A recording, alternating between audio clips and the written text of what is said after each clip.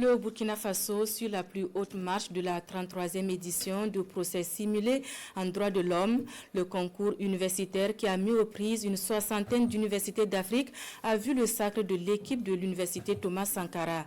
Première d'Afrique francophone, elle est aussi vice-championne d'Afrique toutes langues confondues. À la rencontre de nos champions avec Césaire Carfo et Moumouni Wanga. Idrissa Ouedraogo et Tchakoumbié Soma, des noms gravés dans les annales du concours africain du procès simulé en droit de l'homme.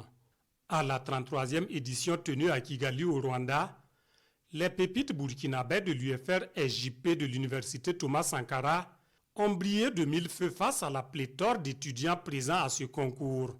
Sur une soixantaine d'universités d'Afrique représentées, ils se classent au premier rang des universités d'Afrique francophone et vice-champion au plan africain, toutes langues confondues. Après la présélection, il fallait rédiger des mémoires.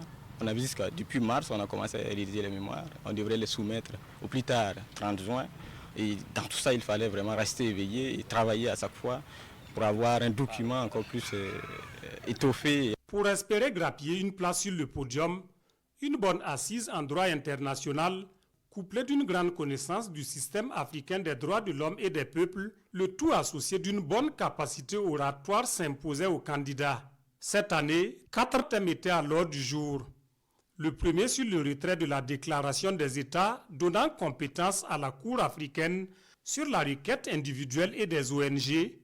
Un autre lié aux droits des peuples autochtones, celui relatif aux droits des enfants. Le 4e thème portait, qui est aussi un thème d'actualité, sur les coups d'État, puisque dans le cas pratique, il y avait un président qui avait été élu et qui a été renversé par un coup d'État, et derrière il y avait un début de soutien populaire, et donc les étudiants devaient se positionner selon qu'ils étaient requérants ou défendeurs. Les candidats nous approchaient très souvent et nous demandaient, mais vous êtes courageux, comment vous pouvez défendre, vous pouvez dire que les coups d'État ne constituent pas des violations des droits de l'homme. Mais nous on leur disait que le coup d'État dans son principe ne peut pas être une violation des droits de l'homme, parce que déjà la Commission africaine des droits de l'homme et des peuples, dans un de ses arrêts, notamment dans l'affaire Diawara contre Gambie, a précisé que le coup d'État constituait une violation des droits de l'homme que lorsqu'il n'a pas reçu le soutien du peuple.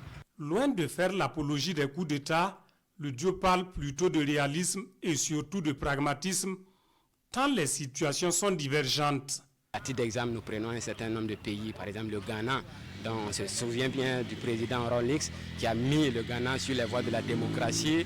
Dans certaines situations, le coup d'État peut être salvateur, et c'est ce que nous avons défendu lorsqu'on était du côté de la défense. Seule équipe d'Afrique francophone en finale, le duo Idrissa Tchakoumbié finit également 2e et 4e meilleur plaideur et 2e mémoire écrit.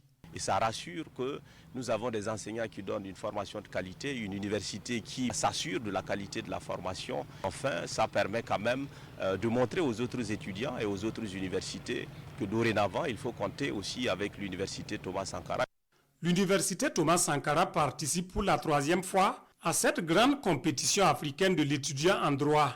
Jamais de figuration, chaque participation est préparée avec minutie. La première, c'était en 2021 au Caire, où nous sommes arrivés 3e équipe francophone, et l'année passée au Ghana à Kumasi, où nous étions champions continental, première équipe francophone, et nous avions le prix du meilleur plaideur.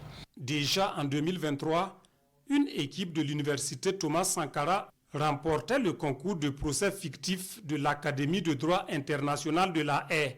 Cette sortie fructueuse acquise par Dr Dabiré et ses poulains a convaincu plus d'un sur la compétence certaine des étudiants issus de ce temple du savoir. Au-delà, c'est un hommage à l'intrépide personnel enseignant qui sans relâche dispense avec rigueur et dévouement le savoir dans cette université.